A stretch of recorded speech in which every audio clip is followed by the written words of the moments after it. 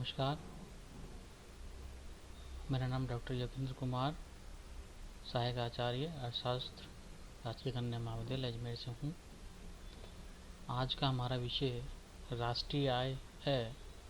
राष्ट्रीय आय समष्टि अर्थशास्त्र का एक महत्वपूर्ण टॉपिक है, जो कि परीक्षा उपयोगी और प्रतियोगी परीक्षाओं में भी, विश्वविद्यालय और प्रतियोगी परीक्षा दोनों में ही महत्वपूर्ण है।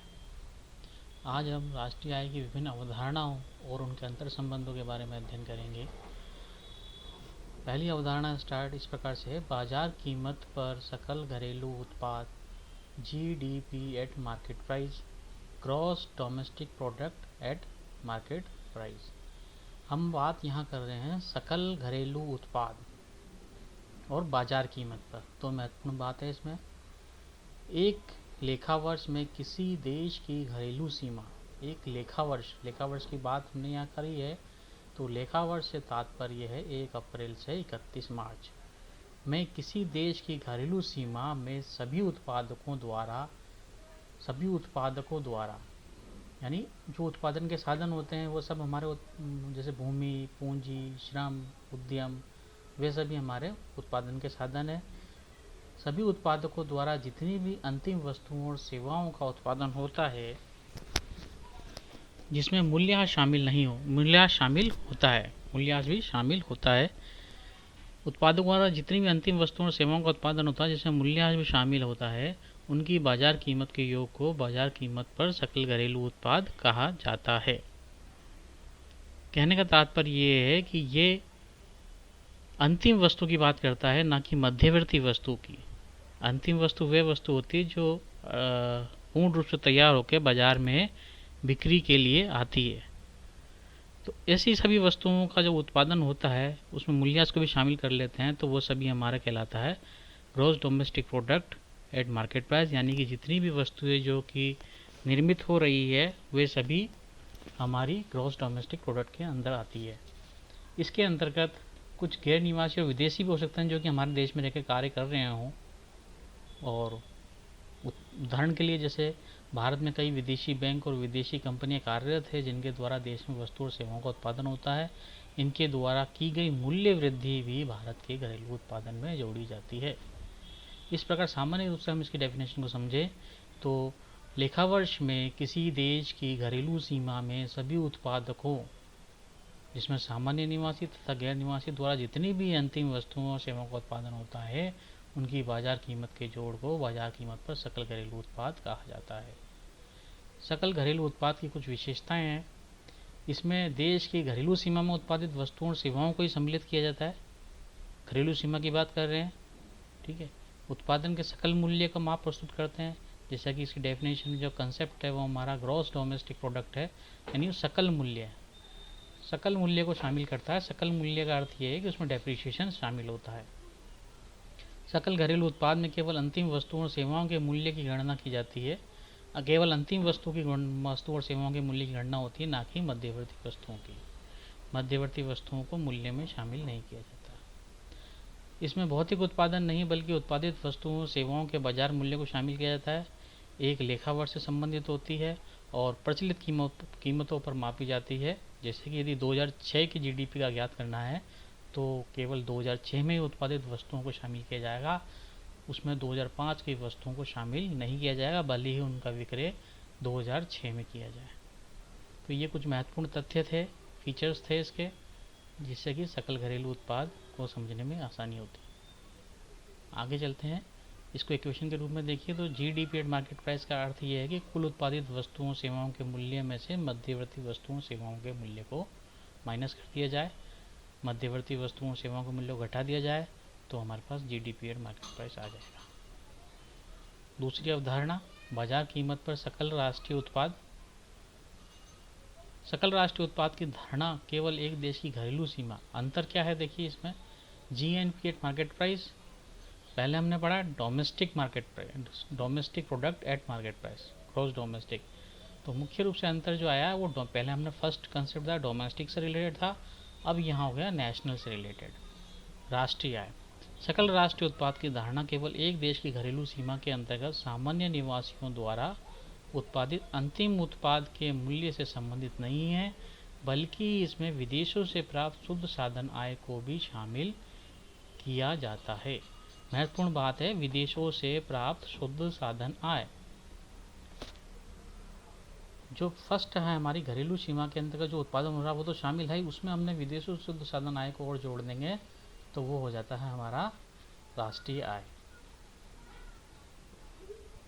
इस प्रकार बाजार कीमत पर सकल राष्ट्रीय उत्पाद एक देश की घरेलू सीमा में सामान्य निवासियों द्वारा एक लेखा वर्ष में उत्पादित अंतिम वस्तु तथा सेवाओं के बाजार मूल्य विदेशी मूल्य से प्राप्त साधन आय का जोड़ है। इसको क्वेश्चन के रूप में देखें हम तो जीडीपी एट मार्केट प्राइस, जो कि हमारी फर्स्ट कंसेप्ट था, जीडीपी एट मार्केट प्राइस में हमने net factor income from abroad को जोड़ा है, तो हमारा जीएनपी एट मार्केट प्राइस आ गया।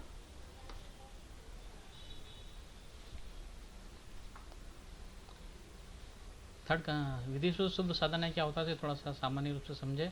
विदेशों से शुद्ध साधन आय एक देश के सामान्य निवासियों द्वारा दूसरे देशों को अपनी साधन सेवाओं व संपत्ति प्रदान करने के बदले प्राप्त आय, लगान, मजदूरी, ब्याज तथा लाभांश और इस देश की घरेलू सीमा में विदेशियों द्वारा प्रदान की गई सेवाओं के बदले में दी गई आय के अंतर के बराबर होता है। इसको हम सामान्य रूप से समझे, जैसे कि भारत देश के कुछ लोग विदेशों में काम करते हैं और वो मान लीजिए 500 करोड़ रुपए कमाते हैं, और विदेशी जो है वो भारत देश में काम करते हैं, उन्होंने 400 करोड़ रुपए कमाए। तो हमारे देश के जो लोग जो साधन विदेशों में काम कर रहे हैं, जैसे कि भूमि, पूंजी, श्रम, उद्यम, तो भूमि को क्या मिलता है, लगान, पूंजी को मिलता है ब्याज, मजदूर को मिलता है मजदूरी और उद्यमी को मिलता है लाभांश। तो ये साधन आय कहलाती है। तो ये साधन आय जब विदेशों की साधन आय से ज़्यादा होती है तो हमारा धनात्मक net factor income from abroad होता है, विदेशों से शुद्ध साधन आय ज़्यादा होती है। तो उसका अंतर है इस देश की घरेलू सीमा में विदेशियों द्वारा प्रदान की गई सेवाओं के बदले में दी गई आय के अंतर के बराबर होता है। विदेशों से शुद्ध साधन आय धनात्मक या ऋणात्मक हो सकती है। यदि विदेशों से शुद्ध साधन आय धनात्मक होती है तो सकल राष्ट्रीय उत्पाद सकल घरेलू उत्पाद से अधिक होता है। तो सामान्य सी बात है, जब विदेशों से शुद्ध साधन आय धनात्मक होगी तो सकल राष्ट्रीय उत्पाद भी हमारा अधिक होगा सकल घरेलू उत्पाद से, क्योंकि सकल घरेलू उत्पाद में विदेशों से शुद्ध साधन आय नहीं जोड़ी गई है। इसके विपरीत यदि विदेशों से शुद्ध साधन आय ऋणात्मक होती है तो सकल राष्ट्रीय उत्पाद सकल घरेलू उत्पाद से कम होता है। इनका इसको हम क्वेश्चन के रूप में देखें, net factor income from abroad, विदेशों से शुद्ध साधन आय क्या होती है, factor income earned bye resident of the country from abroad minus factor income earned bye non resident in countries, यानी देश के निवासियों द्वारा विदेशों से अर्जित साधन आय और गैर निवासियों द्वारा देश में अर्जित साधन आय का अंतर है। हमारे देश के सपोज करो हमारे देश के लोगों ने 500 करोड़ रुपए विदेशों से कमाए और गैर निवासी जो है वो 400 करोड़ रुपए हमारे देश से कमा के गए, तो 500 माइनस 400 तो हमारे पास आया 100, तो हमारे विदेशों से साधन आय क्या हो गई, 100 हो गई।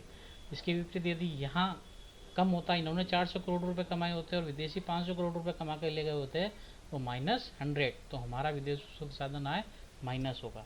तो net factor income from abroad धनात्मक भी हो सकती है और ऋणात्मक भी हो सकती है।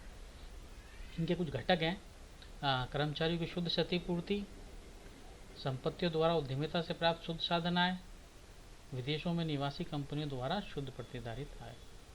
कंसेप्ट थर्ड यानी तीसरी अवधारणा क्या है इसकी, देखिए NNP eight market price, net national product at market price, बाजार कीमत पर शुद्ध राष्ट्रीय उत्पाद। अब यहाँ अंतर क्या हो गया, हम लोग पहले हमने पढ़ी जीएनपी एट मार्केट प्राइस, इससे पहले जीएनपी एट मार्केट प्राइस से हम आ गए एनएनपी एट मार्केट प्राइस, यानी अंतर किसका आ गया, जी और एन का, यानी ग्रॉस और नेट का। समझिए इसको, उत्पादन कार्य में प्रयोग किए जाने वाले पूंजीगत यंत्र धीरे धीरे घिसते रहते हैं तथा कुछ मशीनें तथा यंत्र अप्रचलित हो जाते हैं, इसीलिए सकल राष्ट्रीय उत्पादन का कुछ भाग घिसे तथा अप्रचलित यंत्रों को बदलने में व्यय हो जाता है। यानी जो डेप्रिसिएशन होता है उसकी बात कर रहे हैं, यानी यंत्रों में जो पूंजीगत हमारे उत्पादन कार्य में प्रयोग करने वाली जो चीज़ें हैं वो सभी घिसती रहती है और अप्रचलित हो जाती है, काम में नहीं लगानी तो बेकार हो जाती है। तो ऐसे यंत्रों को बदलने में जो व्यय होता है वो डेप्रिसिएशन कहलाता है। यदि सकल राष्ट्रीय उत्पाद जीएनपी में से मूल्यह्रास या घिसाई व्यय, एक ही बात है ये, मूल्यह्रास या घिसाई व्यय या स्थायी पूंजी का उपभोग कह सकते हैं सर, तो ये डेप्रिसिएशन ही कहलाता है। इसको घटा दे तो हमारे पास विशुद्ध राष्ट्रीय उत्पादन एनएनपी प्राप्त होता है। इसको बाजार मूल्य पर राष्ट्रीय आय भी कहा जाता है, national income eight market price. कहने का तात्पर्य यह है कि यदि हमें जीएनपी से एनएनपी पे आना है तो अंतर क्या है, ग्रॉस नेशनल प्रोडक्ट से हम आया नेट नेशनल प्रोडक्ट पर, तो नेट नेशनल प्रोडक्ट हमारा तब आएगा जब हम ग्रॉस में से डेप्रिसिएशन को घटा देंगे। इक्वेशन में देखिए जीएनपी एट मार्केट प्राइस में से घिसावट व्यय को शामिल करेंगे तो एनएनपी एट मार्केट प्राइस आ जाएगा। यहाँ बात करें एक वर्ष की अवधि में उत्पादित अंतिम वस्तुओं सेवाओं का बाजार मूल्य, ये हमारा जीडीपी हो गया। वित्तीय स्रोत से शुद्ध प्राप्त शुद्ध साधन आय को हमने जोड़ दिया तो हमारे पास जीएनपी आ गया। उस जीएनपी में से हमने घिसावट को माइनस कर दिया तो हमारे पास शुद्ध राष्ट्रीय उत्पाद आ गया। और बाजार कीमत तो चल ही रहा है पूरे में। घिसावट व्यय के घटक क्या क्या हो सकते हैं, सामान्य टूट फूट हो सकती है, अप्रचलन हो सकता है, मशीनों की आकस्मिक हानि हो सकती है। ये सभी डेप्रिसिएशन के घटक के कंपोनेंट्स हैं जिनमें डेप्रिसिएशन काउंट होता है। बाजार कीमत पर शुद्ध घरेलू उत्पाद, चौथी अवधारणा एनडीपी एट मार्केट प्राइस। बाजार कीमत पर शुद्ध घरेलू उत्पाद एनडीपी एट मार्केट प्राइस का अभिप्राय एक वर्ष में एक देश की घरेलू सीमा में निवासियों द्वारा उत्पादित अंतिम वस्तुओं एवं सेवाओं के मौद्रिक मूल्य से है जिसमें से स्थिर पूंजी के उपभोग को घटा दिया जाता है। यानी एनडीपी एट मार्केट प्राइस का मतलब ये हो गया जो जीडीपी एट मार्केट प्राइस है हमारी घरेलू सीमा में निवासियों अंतिम वस्तु सेवाओं के मौद्रिक मूल्य से है जिसमें से स्थिर पूंजी के उपभोग को घटा दिया जाता है। तो जीडीपी एट मार्केट प्राइस में से यदि हम स्थायी पूंजी के उपभोग को डेप्रिसिएशन को हटा देंगे तो हमारे पास एनडीपी एट मार्केट प्राइस आ जाएगा। इसको इक्वेशन के रूप में देखें, बाजार कीमत पर NDP at market price GDP at market price में से डेप्रिसिएशन घटा दोगे तो एनडीपी एट मार्केट प्राइस आ जाएगा। पांचवी अवधारणा देखते हैं, शुद्ध घरेलू आय net domestic income NDP at factor cost. जब जीडीपी आपने पढ़ ही रखा है, जीडीपी आपने देख लिया, एक देश की घरेलू सीमा के अंतर्गत एक लेखा वर्ष में उत्पादित साधन आय के जोड़ को शुद्ध घरेलू आय या साधन लागत पर शुद्ध घरेलू उत्पाद कहा जाता है। यदि केवल साधन आय की गणना कर दें हम, भूमि को लगान, पूंजी को ब्याज, मजदूर को मजदूरी और उद्यमी को लाभांश, जो हमारे साधन है उत्पादन, भूमि के उत्पादन के साधन चार है, भूमि, पूंजी, श्रम, उद्यम, इनको हमने जोड़ दिया, इनकी जो प्रतिफल प्राप्त होता है यदि हम उनको जोड़ लें तो हमारे पास एनडीपी एट फैक्टर कॉस्ट आ जाता है। यदि लगान, मजदूरी, ब्याज और लाभ में यदि हम net factor income from abroad भी जोड़ दें तो हमारे पास राष्ट्रीय निकल के आ जाती है। तो इसलिए इसको डेफिनेशन को ऐसे समझिए, एनडीपी एट मार्केट प्राइस में से शुद्ध अप्रत्यक्ष कर, यदि मार्केट प्राइस से हमको एफ फैक्टर कॉस्ट पे आना है, क्योंकि अब यहाँ नई बात क्या हो गई, फैक्टर कॉस्ट भी नई बात हो गई। अब तक हमने जो चारों उदाहरणा पढ़ी वो मार्केट प्राइस पे डिपेंड थी, ये फैक्टर कॉस्ट पे। फैक्टर कॉस्ट का अर्थ ये है कि हम केवल साधन आय की बात कर रहे हैं, ना कि बाजार कीमत की। साधन आय का अर्थ ये होता है कि फैक्टर कॉस्ट, यानी फैक्टर कॉस्ट पर किसी वस्तु की कीमत क्या रही है और मार्केट प्राइस क्या होती है। क्या होता है, यदि कोई वस्तु बाजार में बिकने जाती है तो उसमें टैक्स जुड़ता है। कौन सा टैक्स? इनडायरेक्ट टैक्स जुड़ता है और सब्सिडी घट जाती है। उदाहरण के रूप में आप देखिए, जब भी हम बाजार में जाते हैं कोई वस्तु को बेचने तो उस पर टैक्स जुड़ जाता है और सब्सिडी होती है आर्थिक सहायता। आर्थिक सहायता जो होती है, जैसे कि गैस सिलेंडर, एलपीजी सिलेंडर है, एलपीजी सिलेंडर अब तो खैर डायरेक्ट गैस सब्सिडी हो गई है, इसलिए वो खाते में चली जाती है, हमें पूरा पेमेंट करते हैं। परंतु पेट्रोल के उत्पाद है वो हमें सब्सिडाइज प्राइस में मिलते हैं, तो उसका जो आर्थिक सहायता जो है वो जो मूल्य है वो किसने चुका दिया? सरकार ने आर्थिक सहायता दे दी। सरकार को, कंपनी को पूरा पेमेंट करना पड़ रहा है और उसके बदले में जो हमें जो कंपनी वो है सब्सिडाइज प्राइस पे देती है, और वो जो सब्सिडाइज जो सहायता है, आर्थिक सहायता, वो सरकार द्वारा कंपनियों को दे दी जाती है।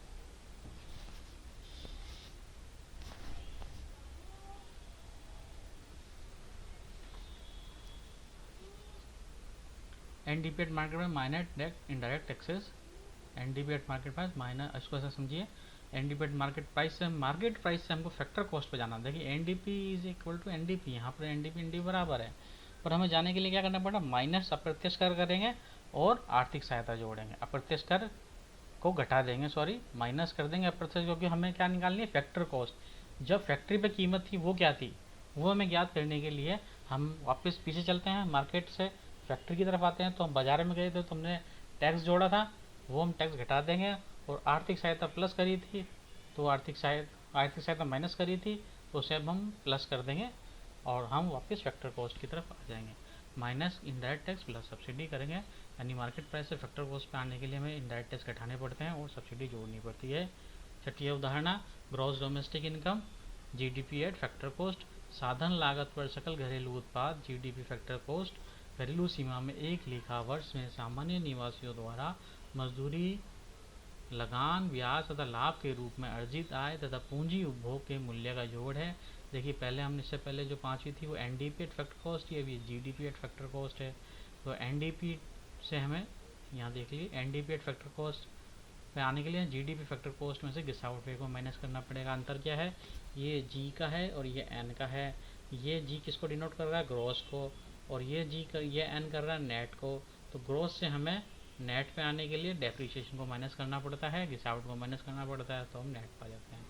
सातवीं उदाहरण, साधन लागत पर शुद्ध राष्ट्रीय उत्पाद एनएनपी एट फैक्टर कॉस्ट।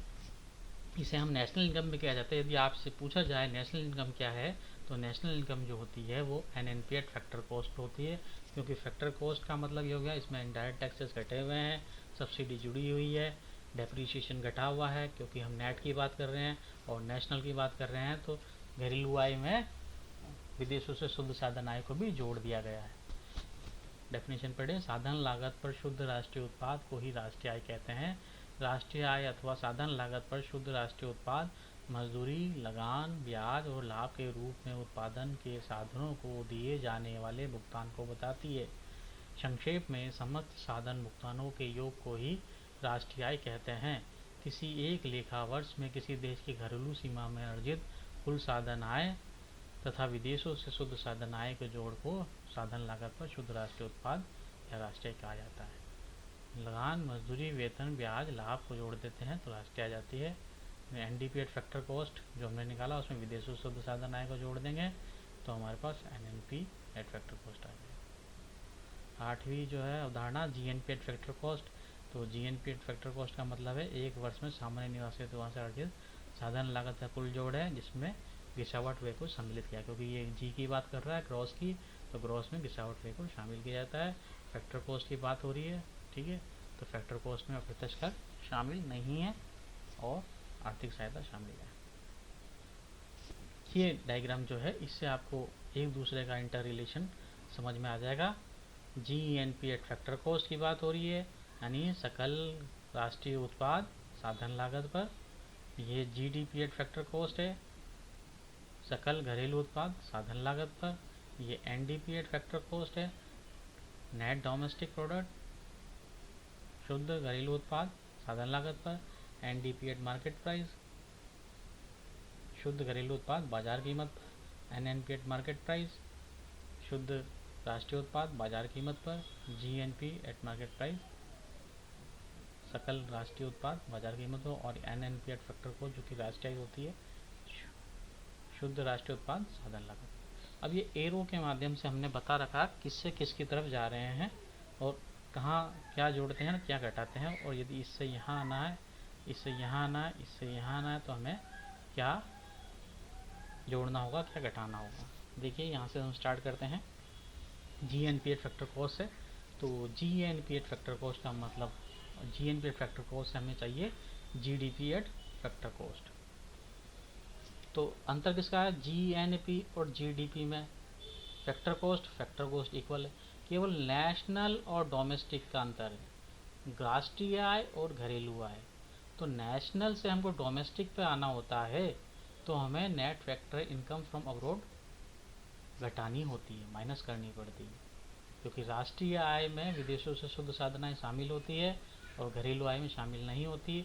तो घरेलू आय निकालनी है तो राष्ट्रीय आय में से हमें विदेशों से शुद्ध साधन आय net factor income from abroad घटाना होगा, तभी हम GDP at factor cost per आ जाएंगे।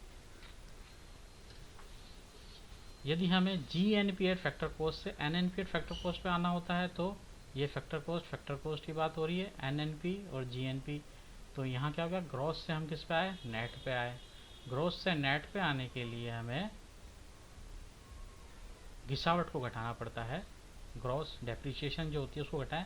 तो कैपिटल कंजप्शन, पूंजी उपभोग, स्थायी पूंजी उपभोग कह सकते हैं इसे हम, डेप्रिसिएशन को घटा देंगे तो हम नेट पे आ जाएंगे। क्योंकि अंतर देखिए क्या है, जीएनपी और एनएनपी में जी और एन का अंतर है, ये ग्रॉस को बताता है, ये नेट को बताता है।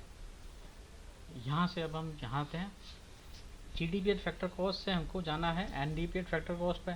तो अंतर क्या है, जीडीपी और एनडीपी, यानी ग्रॉस डोमेस्टिक प्रोडक्ट, और एनडीपी नेट डोमेस्टिक प्रोडक्ट, शुद्ध घरेलू उत्पाद। तो ग्रॉस से नेट पे आना तो वही कैपिटल कंजप्शन, स्थायी पूंजी का उपभोग, डेप्रिसिएशन को घटाओगे तो हम नेट पे आ जाएंगे। एनडीपी एट फैक्टर कॉस्ट से हमको जाना है एनडीपी एट मार्केट प्राइस पे। इसको समझने के लिए हमें क्या होना पड़ेगा, एनडीपी एट फैक्टर कॉस्ट से हमें एनडीपी एट मार्केट प्राइस पे आना है। तो एनडीपी एट फैक्टर कॉस्ट से हमें एनडीपी एट मार्केट प्राइस पे आना है। तो फैक्टर कॉस्ट से जब हमको मार्केट प्राइस पे जाना होगा तो हमें इनडायरेक्ट टैक्सेस जोड़ने होंगे और सब्सिडी घटानी होगी।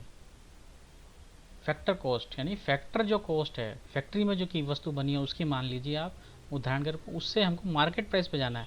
तो कोई चीज़ बाजार में बिकने के लिए जाती है तो उसमें इनडायरेक्ट टैक्स जुड़ते हैं, और सब्सिडी जो आर्थिक सहायता वो घट जाती है, क्योंकि वो तो सरकार वहन करती है, उपभोक्ता को वहन नहीं करना पड़ता है। ठीक है, और इनडायरेक्ट टैक्स उपभोक्ता को वहन करने पड़ेंगे बिक्री कर, जैसे कि उदाहरण के रूप में, तो वो मार्केट में आए तो वस्तु में जुड़ेंगे तो वो प्लस होंगे। एनडीपी एट मार्केट प्राइस से हमें जाना है एनएनपी एट मार्केट प्राइस पे। तो एनडीपी से एनएनपी पे आप गए तो हमने क्या करना पड़ेगा, डोमेस्टिक से नेशनल पे जाना है तो जोड़ना पड़ेगा net factor income from abroad, क्योंकि ऊपर देखिए हमने नेशनल से डोमेस्टिक पे आने के लिए घटाया था, तो डोमेस्टिक से नेशनल पे आने के लिए नेट फैक्टर इनकम फ्रॉम जोड़ना पड़ेगा।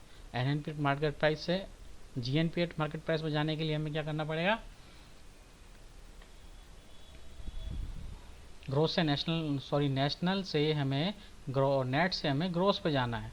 नेट नेशनल प्रोडक्ट को बात कर रहा है मार्केट प्राइस, और ये होता है ग्रोस नेशनल प्रोडक्ट। तो नेट से हमें ग्रोस पे जाना है तो कैपिटल कंजप्शन, स्थायी पूंजी का उपभोग को जोड़ना होगा।